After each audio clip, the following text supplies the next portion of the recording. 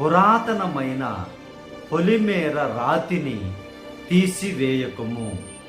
తల్లిదండ్రులు లేని వారి పొలములోనికి నీవు చొరబడకుము. వారి విమోచకుడు బలవంతుడు, వారి పక్షమున ఆయన నీతో వ్యాజ్యమాడును. ప్రియమైనటువంటి దేవుని బిడ్డలారా, పురాతనమైనటువంటి పొలిమేర, చాలామంది తల్లిదండ్రులు లేని వారి పొలములలో అన్యాయముగా ఈ పొలిమేర రాళ్లను మారుస్తూ ఉంటారు.